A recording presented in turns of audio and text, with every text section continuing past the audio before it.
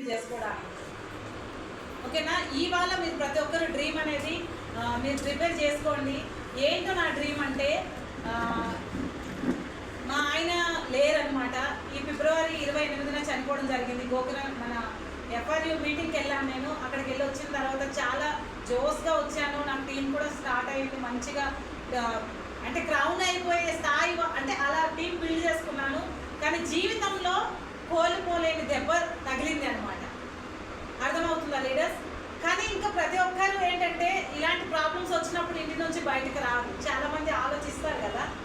కానీ నేను రాగలిచిన అంటే చుట్టం బంధువు ఎవరు పక్కకి రారు. మన కష్టంలో ఉన్నామంటే ఎక్కడ వాళ్ళ మీద ఆధారపడతామో అని. కానీ ఈ బిజినెస్లో చూడండి, నాకు అంటే ప్రతి బుధవారం మేము కేపీహెచ్పీలో మీటింగ్ పెట్టుకుంటుండే. ఆ రోజు సడన్గా ఈ టైం అప్పుడే మా సార్ ఇదైపోవడం ఎక్స్పైర్ అవ్వడం జరిగింది.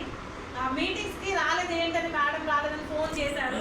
ఇలా జరిగింది అనగానే టోటల్ మొత్తం 40-50 మంది వరకు నా చుట్టూ వచ్చేసారండి.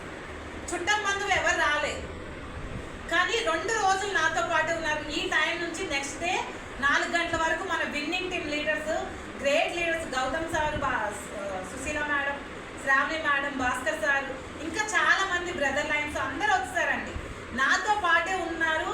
ఇంకా ఉన్నారంటే చాలా మంది ఆ సిచ్యువేషన్ ఎలా ఉంటుంది. నాకు అంటే మాది ఒరిస్సా అనమాట. ఒరిస్సా వెళ్ళినా సరే నాకు ఫోన్లు చేస్తూ, మేడం మీకు మేము ఉన్నాం. ఎస్పీ బార్లీ సార్ నుంచి కూడా ఫోన్ వచ్చింది, బేటా మేము ఉన్నాం, పరివారం విన్నింగ్ టీమ్ పరివారం మొత్తం ఉంది, నీకు నువ్వు భయపడద్దు అని నాకు ధైర్యాన్ని ఇస్తున్నారనమాట. నేను ఇంట్లో ఇంకా అక్కడ నుంచి ఇక్కడ మళ్ళీ రావడం జరిగింది. వచ్చిన తర్వాత ఏంటంటే ఒక మనిషి, మనతో పాటు ఉన్న మనిషి లేరు, జీవితకాలం నీతో తోడుంటా అన్న వ్యక్తి లేరు అంటే ఆ జీవితం ఎలా ఉంటుందో ఒకసారి అనుభవించిన వాళ్ళకి తెలుస్తుంది అనమాట. అలా నాకు కూడా జరిగిందనమాట. ఇంకా నాకు రోజు ఇక్కడికి వచ్చాక ఊర్లో ఉన్నప్పుడు ఏం అనిపించలేదు, ఎందుకంటే చుట్టం బంధువు, ఆడపడుచులు, ఫ్యామిలీ అందరు ఉన్నారు కాబట్టి పక్కన ఉన్న ధైర్యంతో ఏమీ అనిపించలేదు. ఇక్కడికి వచ్చాక మా అమ్మ, నాన్న, నేను, పిల్లలే. ఈ మనిషి రోజు తిరిగే మనిషి లేరు కదా. ఇంకా నాకు అదే ఒక మనసు, అదే నాటుకుపోయి అదే ఆలోచన అనమాట. అలా ఆలోచిస్తూ నాకు గ్యాస్ ఫామ్ ఎక్కువ అయిపోయింది. దగ్గరలో ఉన్న క్లినిక్, ఇంకా హాస్పిటల్ అక్కడ ఇక్కడ చూపించుకున్నాను, కానీ ఎక్కడ తగ్గలేదు. ఏంటంటే మనోవ్యాధికి మించిన ఇంకొకటి ఏం లేదని అంటుంటారు కదా, అది నిజంగా.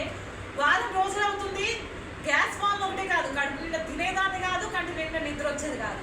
రోజు రాత్రి 1:30 అయిపోయేది. నేను పడుకోలేకపోయేదాన్ని, మా అమ్మాయిలు పడుకునేవారు కాదు. ఎందుకమ్మా నువ్వు ఇలా అయిపోతున్నావు, మేము అందరం లేవని చెప్పినా సరే నా వల్ల అయ్యేది కాదనమాట. కడుపు ఇంత అయిపోయి తినలేకపోయేదాన్ని, నిద్ర వచ్చేది కాదు. ఎంత నరకంగా ఉంటుంది, ఓకేనా? కానీ ఇన్ని ప్రాబ్లమ్స్ నుంచి కూడా ఇలా ఉంటే బాగోదని ఇంకా మన Bhaskar sir, Sushila madam, Gautam sir, Das sir వీళ్ళందరూ రావడం జరిగింది. మేడం మీరు ఇలా ఉంటే కాదు అని చెప్పి ఇంకా నన్ను మెల్లమెల్లగా మీటింగ్స్కి తీసుకురావడం జరిగింది. అలా వస్తూ నాకు ధైర్యాన్ని ఇచ్చారనమాట. నేను మీకున్నాము. మా అమ్మ నాన్నకి చెప్పారు, అమ్మ మీకు నీ కూతురికి అన్నదమ్ములు లేరు కదా, మేము 3 ఉన్నాము అని చెప్పి భరోసా ఇచ్చారనమాట. ఇప్పుడు నా పైన ఎంత పెద్ద బాధ్యత ఉందో తెలుసా? మా అమ్మ నాన్నకి ఒక్కదాన్నే, అత్తమామలకి ఒక్కదాన్నే. అమ్మ నాన్నని చూడాలి, అత్తమామని చూడాలి, నా పిల్లల్ని చూడాలి. ఇవాళ రేపు పిల్లలకి ఒకప్పుడు మా చెల్లికి నాకు రూపాయి ఇస్తే సరిపోయేది, కానీ పిల్లలకి 100 రూపాయలు కూడా ఈరోజు సరిపోవు. అంటే వాళ్ళు తిరిగే అలా ఉందన్నమాట. కానీ పిల్లల కోరికలు నెరవేర్చలేకపోతున్నాము, అవునా లేదా? ఇప్పుడు ఇంకొకటి ఏంటంటే మా నాన్నగారి కోసం చెప్పాను కదా, మా చెల్లి చనిపోయిన తర్వాత ఆయనకి హార్ట్ ప్రాబ్లం వచ్చిందండి. అంటే బాధ అనేది ఎంత ఘోరంగా ఉంటుందో చూడండి. లైఫ్లో ఎన్ని ఎదురు చూస్తున్నాం, తోబట్టు లేదు, కట్టుకున్న వాళ్ళు లేరు, తోడెవరు లేరు. కానీ ఇంత పెద్ద విన్నింగ్ టీం ఉండడం వల్ల నేను ఇంత తొందరగా కోరుకున్నాను. ఇక్కడ నా డ్రీమ్స్ అన్నింటిని ఫుల్ఫిల్ చేసుకోగలను. నా పిల్లల డ్రీమ్స్, వాళ్ళకి ఒక మంచి భవిష్యత్తు ఇవ్వగలను.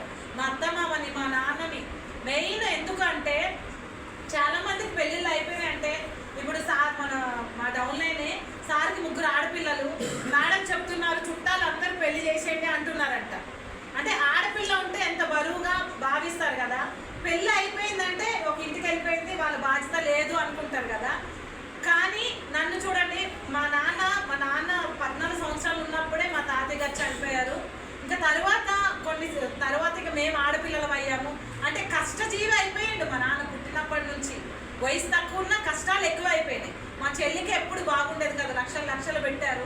కానీ చూడండి ఎంత కష్టమైంది, ఇప్పటికీ ఆయనకి సుఖం లేదు. ఇంకా ఇంత కూతురు చనిపోయింది, అల్లుడు చనిపోయింది, కూతురు ఇంట్లో ఉంది, ఎంత కష్టం ఉంటుంది.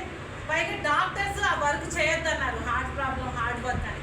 సిమెంట్ బస్తారు ప్రతి ఒక్కరు తెలుసు కదా, ఒక బ్యాగ్ 50 కేజీలు ఉంటుంది, రోజుకి 400 నుంచి 500 బ్యాగులు మోస్తారు ఎవరన్నా.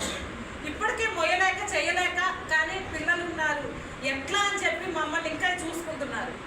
అంటే నేను నిలబడ్డాను అంటే మా అమ్మ నాన్న వల్ల నిలబడ్డాను, వీళ్ళందరినీ నేను చూసుకోగలుగుతాను అనే ఇంత మంచి భరోసా ఇచ్చింది. ప్రతి ఒక్కరు డ్రీమ్ చేయండి, మీ డ్రీమ్ కోసం పనిచేయండి. సీరియస్గా వచ్చామా ఏదో 100 పీవీ కొనేసామా అనేటట్టుగా కాదు.